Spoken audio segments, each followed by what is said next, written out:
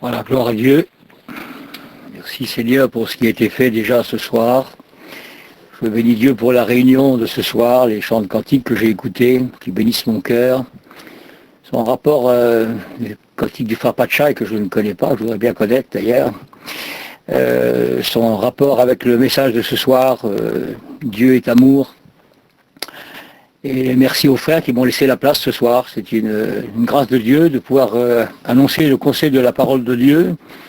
Nous qui ne sommes que des hommes sans capacité, mais Dieu, dans sa grâce, nous a qualifiés pour vous parler de lui-même. Alors ce soir, j'ai un message sur mon cœur.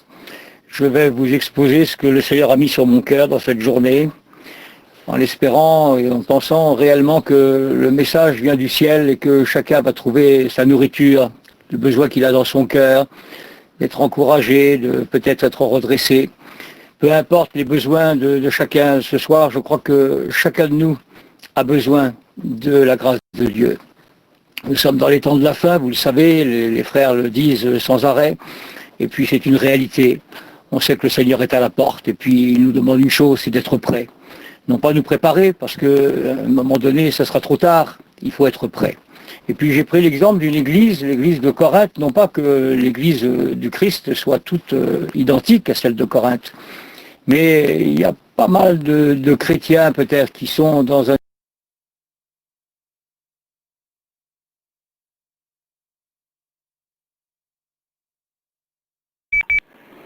Il y a peut-être des chrétiens qui vont se reconnaître dans l'église de Corinthe. Vous savez, il est dit ceci, que l'église de Corinthe était attachée au monde. Elle ne parvenait pas à renoncer à son ancienne manière de vivre, immorale et païenne, c'est-à-dire elle était toujours avec ses anciens sentiments. Elle cherchait toujours le bonheur dans le monde qu'elle avait soi-disant quitté.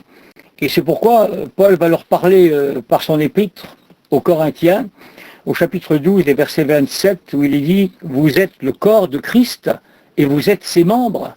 Il va leur rappeler ce que nous sommes, c'est-à-dire que nous avons une fonction, nous sommes les héritiers du roi des rois, nous avons une marche à avoir avec le Seigneur.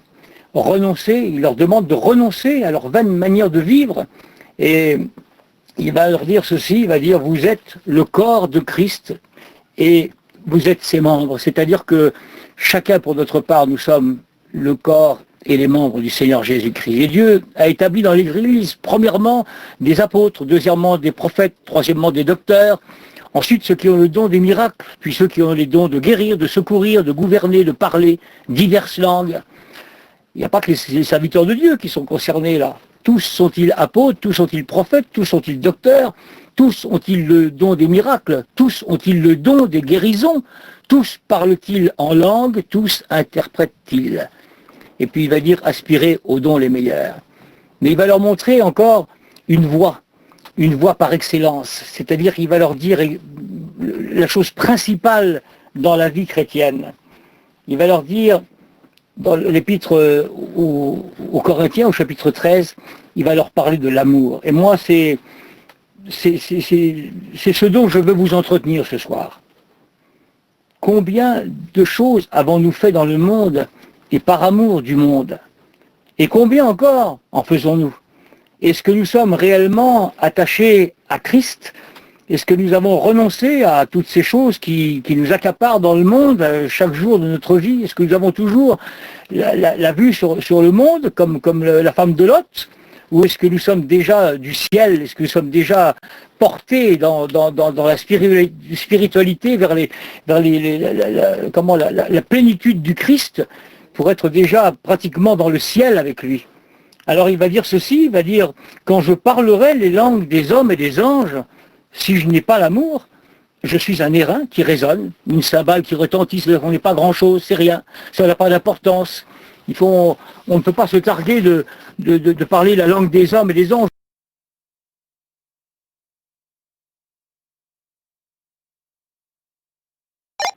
Il dit « Et quand j'aurai le don de prophétie, c'est un cadeau de Dieu, la science de tous les mystères et toute la connaissance, c'est-à-dire quand je connaîtrai tout, quand j'aurai même toute la foi jusqu'à transporter les montagnes, si je n'ai pas l'amour, je ne suis rien.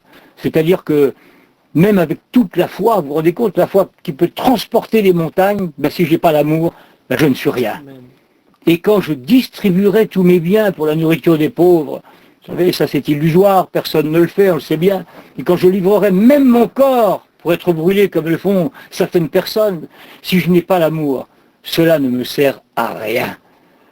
Et puis il va continuer, il va dire l'amour est patient, c'est un fruit de l'esprit, il est plein de bonté, l'amour n'est point envieux, il y a tellement de gens qui regardent les autres avec des yeux d'envie, des grands yeux de gourmandise, en disant si je pouvais avoir ça ou ça, celui qui l'a, mais Dieu donne en abondance, Dieu donne aux oiseaux du ciel, il dit je vous nourrirai, je nourris les oiseaux du ciel, à plus forte raison je nourris mes enfants, on n'a pas à s'inquiéter de l'avenir, on a tout en abondance avec le Seigneur Jésus, on est comblé dans l'amour du Christ. L'amour ne se vante point, il ne semble pas d'orgueil, on n'a pas besoin des gens orgueilleux, vous savez, il y a trop de gens qui disent qu'ils font une œuvre, ils font ci, ils font ça, c'est moi qui ai fait ça, c'est moi qui ai fait ci, non, c'est Jésus qui fait tout, il faut se rendre à la réalité des choses. L'amour ne cherche point son intérêt, il n'y a pas d'intérêt dans le Seigneur. L'intérêt c'est d'être à l'image du Christ, c'est de lui ressembler.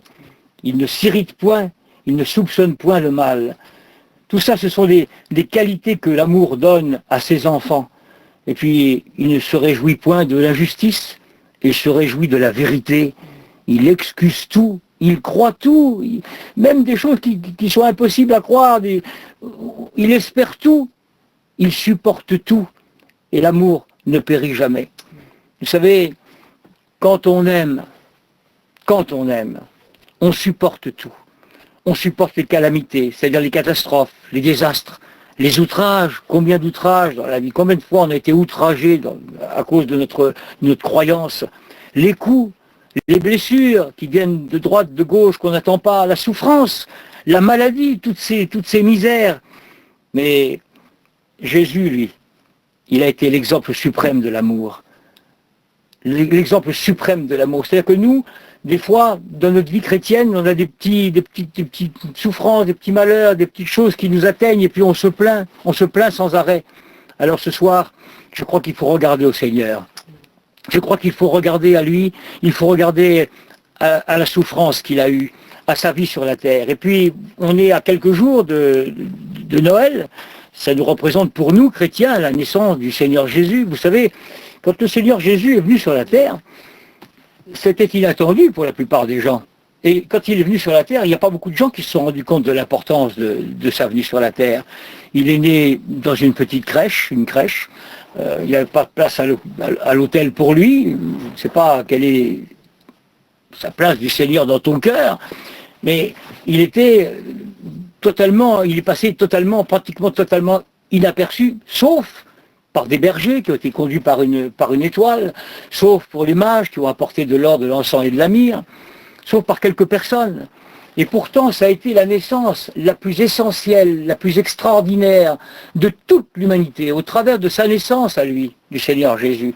Il va se passer des bouleversements dans les cœurs, dans les vies, pour des millions et des millions de personnes qui vont faire allégeance à sa personne. Beaucoup vont le refuser, malheureusement, mais tous ceux qui vont le recevoir dans leur cœur, il va leur donner ce pouvoir de devenir enfants de Dieu, sauvés par grâce. Alors, il a continué sa vie sur la terre. C'était un enfant particulier. À la fête de la Pâque, vous savez, il avait 12 ans à l'époque, et puis ses parents adoptifs l'ont cherché pendant 3 jours. Et au bout de 3 jours, ils l'ont retrouvé dans le temple. Il était en train pratiquement d'enseigner les docteurs de la loi, tellement il avait une connaissance particulière. Et puis pendant un certain temps, on ne va plus entendre parler de lui, jusqu'à ses 30 ans. 30 ans, quand il va commencer ce ministère glorieux, le plus glorieux de tous les ministères. Il va commencer son ministère dans le désert après 40 jours de jeûne, où le diable va s'approcher de lui, il va chercher à lui donner tous les royaumes de la terre. Et puis le Seigneur va répondre toujours par la parole, parce qu'il est la parole lui-même. Il va répondre, il est écrit, tu adoreras le Seigneur, ton maître et ton Dieu, et tu te prosterneras devant lui. Alors, il a continué sa vie, et puis il va arriver un moment après une vie de gloire où il a fait les miracles les plus extraordinaires qui soient, qu'aucun homme ne pouvait accomplir. Il s'est montré comme étant le Fils de Dieu.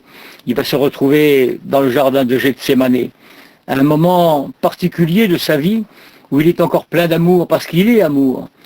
Et puis, il va commencer à prier son Dieu, son Père et son Dieu.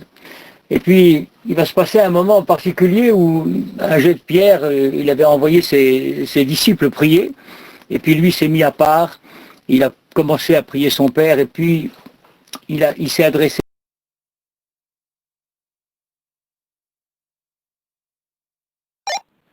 Il va dire, Père, s'il était possible que cette coupe s'éloigne de moi.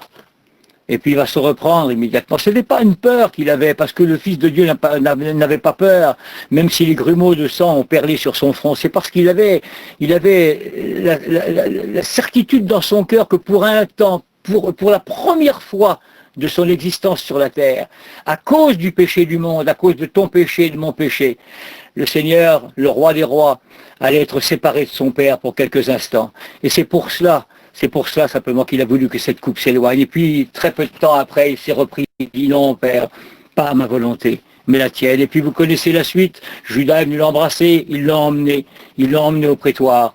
Et puis c'est là où je voulais en venir. Quel degré d'amour faut-il pour endurer ce que le Seigneur a souffert pour nous? Quel degré d'amour! Tout ça, toute cette partie de l'humanité, de la présence de Dieu sur cette terre, tout ce que le Seigneur a souffert pour nous, tout ça, c'est à cause de moi et c'est à cause de toi. Il a été emmené dans le prétoire et puis les hommes ont commencé à se moquer de lui, du roi des rois, du Seigneur des seigneurs. Ils ont mis un manteau de pourpre, ils lui ont donné un roseau à la main, ils l'ont frappé sur la tête avec ce roseau, ils lui ont enfoncé la couronne d'épines dans le crâne. Ils se sont moqués de lui, ils ont dit salut roi des Juifs, et puis la couronne d'épines dans son crâne, les soufflets c'est toi, c'est moi, c'est à cause de toi, c'est à cause de moi, les crachats c'est à cause de nous, la raillerie, la moquerie, le fouet, vous savez, le fouet c'était particulier, vous le savez, parce que ce passage de la Bible a été relaté des milliards et des milliards de fois, tellement c'était un moment particulier, épouvantable, où ce fouet a déchiré le dos de notre Seigneur, l'a labouré avec des morceaux d'os et des morceaux de plomb, qu'à chaque coup de fouet, on enlevait de la chair, et puis qu'après on lui a remis sa tunique sur le corps qui collait à sa peau, et on lui a enlevé la tunique après pour cette montée à Golgotha. Et vous savez, la montée à Golgotha n'a pas été une partie de plaisir, il a fallu qu'il porte cette croix. Et puis cette croix était lourde, et puis sa souffrance était terrible, c'était toujours à cause de toi, et toujours à cause de moi. Et puis il s'est écroulé par terre, Simon de Cyrène qui passait par là, on lui a forcé à porter la croix. Mais quand il est arrivé sur le mont Golgotha là-haut, pour expier nos péchés, il s'est allongé de lui-même sur cette croix, personne ne l'a obligé, on ne l'a pas forcé, il s'est allongé de lui-même. Et puis le marteau a résonné, les clous se sont enfoncés dans ses mains, dans ses pieds, tout ça pour qui a coulé. Et par son sang précieux qui a coulé sur le bois de la croix, nous avons été lavés, régénérés, justifiés auprès du Père, et nous sommes devenus des enfants de Dieu. Alors quelle marque d'amour! Parce que l'amour, vous savez, l'amour ça se prouve. C'est facile de dire qu'on a de l'amour pour ses frères, pour ses sœurs. Vous savez, la parole de Dieu, dans ses commandements nous a dit, tu aimeras le Seigneur ton Dieu de toute ton âme, de toute ta force, de toute ta pensée. Et puis Jésus a dit, aimez-vous les uns les autres comme je vous ai aimés. Et Dieu sait qu'il nous a aimés, et lui, il l'a prouvé sur la croix. C'est facile, vous savez, de prier notre Dieu, de dire bénis un tel, bénis un tel. Je ne sais pas, bon, les chaînes de prière, c'est beau, c'est merveilleux, c'est vrai. C'est vrai que ça fait mouvoir le bras de Dieu, on le sait. Mais ça nous coûte quoi? Ça nous coûte quelques paroles, quelques phrases. Alors, Des fois, vous savez, il est bon d'aller voir les gens, d'aller voir les malades, d'aller les soutenir, les encourager, de les prendre dans les bras, de les réconforter, de les encourager, leur dire un mot de Dieu, d'avoir un sourire pour eux, une action quelconque. Parce que l'amour, ça se prouve. L'amour se prouve. Ce n'est pas des mots inutiles, ce n'est pas des mots jetés à l'air, en l'air comme ça, non. L'amour, il faut le vivre. Il faut donner de sa personne. Alors cette montée à Golgotha a été terrible. Et puis, le Seigneur, dans son amour, parce qu'il est l'amour suprême, je vous l'ai dit, il a dit, Père, pardonne-leur, parce qu'ils ne savent pas ce qu'ils font. Et puis nous, des fois, pour une petite parole de travers, pour une petite chose de rien du tout, pour une petite agression verbale, je ne sais pas, pour un petit moment une chose mal interprétée des fois. On se met en colère, on crie sur la personne, on a des paroles sur un frère, sur une sœur, on est prêt à dire des vilaines choses. Et lui, le Seigneur, avec tout ce qu'il a subi pour chacun d'entre nous, il a dit, Père, pardonne-leur, ils ne savent pas ce qu'ils font. Quelle marque d'amour merveilleuse. Et puis, il a expiré, avant d'expirer, il a dit une chose merveilleuse, il a dit tout est accompli. Tout est accompli. Il a tout accompli pour nous. Alors c'est pour ça que l'apôtre Paul dit c'est pas la peine de faire brûler son corps, de donner ses biens, de faire quoi que ce soit.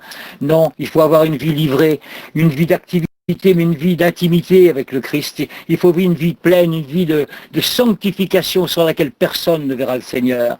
Et puis, merveilleusement, comme la parole de Dieu avait été annoncée, ce qui avait été annoncé, c'est réalisé. Le 3e jour, il est ressuscité les morts, et il vit au siècle des siècles dans le ciel de gloire. Il s'est élevé depuis devant plus de 500 disciples, et il est retourné dans le ciel de gloire nous préparer une place.